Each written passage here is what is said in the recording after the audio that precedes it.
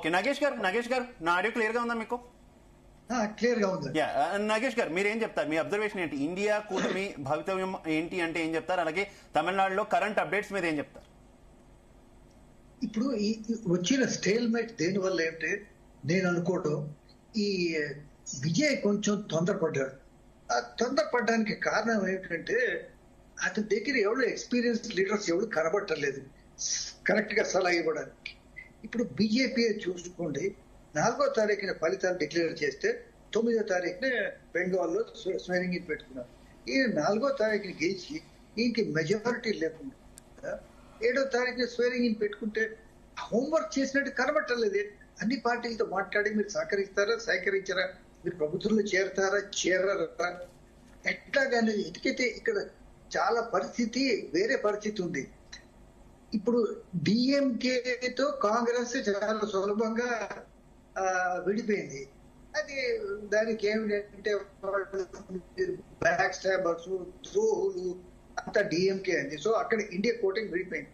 కానీ మిగతా పార్టీలు అట్లా చేయడానికి సిపిఎం 2, సిపిఐ 2 వాళ్ళు ఉన్నారు. ఏమిటంటే మాకు ఇట్లాగే ఓవర్ నైట్ మేము డెసిషన్ తీసుకుని మేము మీ దగ్గర విడిపోము, మేము విడిపోయి మీ దగ్గరికి వచ్చి మా పార్టీ హైకమాండ్ ఉంది, మా ఎగ్జిక్యూటివ్ కమిటీ ఉంది, మేము డెసిషన్ తీసుకోవాలి. మరి దానికోసానికి ఆగచ్చు కదా. అట్లాగే 3వ పార్టీ ఏంటంటే వీసీకే కూడా మేము సమర్థించాము అన్నట్టు చెప్పారు. ఏడీఎంకేలో ఛాన్స్ ఉందంటే ఇప్పుడు ఏడీఎంకేతో ఇబ్బంది ఉంది. ఏంటంటే దాంట్లో సగం మంది సపోర్ట్ చేస్తున్నారు ఈ ప్రభుత్వాన్ని, సగం మంది సపోర్ట్ చేయటం లేదు. అయితే ఈ రోజు ముఖ్యమైన విషయం ఈ విజయ్కి సింపుల్ మెజారిటీ అంటే 18 మెంబర్స్ ఉన్నారా లేదా అనేది మనకు వస్తే ఆయనకి 107 సీట్స్ ఉన్నాయి, 108 ఉన్నాయి. కానీ ఒకటి ఆయన తిరుచిరాపల్లి రిజైన్ చేస్తే ఎందుకైతే 2 సీట్లు గెలిచాడు, 107 ఉంటుంది. కాంగ్రెస్ తో కలిపితే 112 అవుతుంది.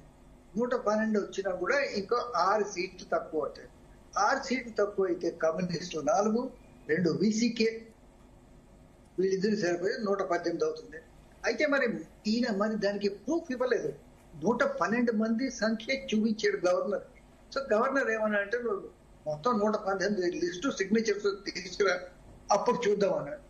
ఇక్కడ ఏమిటంటే క్వశ్చన్ గవర్నర్ చేసేది కరెక్టా కాదా అంటే, ఇంతకు ముందు ప్రెసిడెంట్స్ చూస్తే గవర్నర్ మెజారిటీ అనేది రాజ్భవన్ లో ఎట్టి పరిస్థితుల్లో ప్రూవ్ చేసుకోకర్లేదు.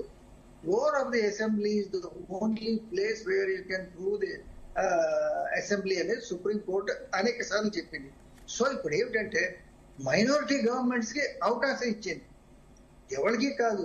అటల్ అవకాశం దొరికింది. ఏది ఆయన లార్జెస్ట్ సింగిల్ పార్టీ ఉన్నప్పుడు పార్లమెంట్ లోని ఆయనకి వచ్చినప్పుడు ఆయన 13 రోజులు దిగిపోవాల్సింది. దాని తర్వాత మనం మహారాష్ట్రలో చూసాం. ఇప్పుడున్న ముఖ్యమంత్రి ఎవరైతే ఉన్నారో ఆయన ఏంటంటే కోశ్యారి, అప్పుడు గవర్నర్ ఉన్నాడు. పొద్దున 4 గంటల కోశ్యారి ఈయన పిలిపించి ప్రమాణ స్వీకారం చేయించి ముఖ్యమంత్రిగా డిక్లేర్ చేయించాడు.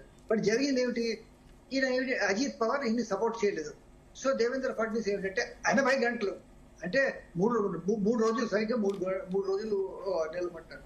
కర్ణాటకలో కూడా ఈయనతో యడ్యూరప్పతో ఇట్లాగే అయింది. బట్ ఇక్కడ పాయింట్ అది కాదు, వీళ్ళు దిగిపోయారు అనేది కాదు పాయింట్.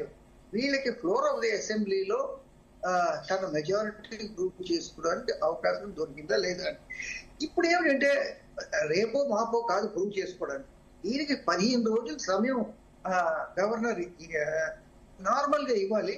అప్పుడు ఏమిటంటే ఏదైనా సమీకరణలు మళ్ళా వేరే విధంగా ఏదో అవుతుందో లేదో చూసుకోవాలి. కానీ నువ్వు రేపే తీసుకురా లిస్ట్ అంటే ఆ పార్టీ తనలో డిస్కస్ చేసుకోవాలి కదా. సో ఇప్పుడు చాలా పరిస్థితి అక్కడ చాలా సెక్యులర్ గా ఉంది అక్కడ.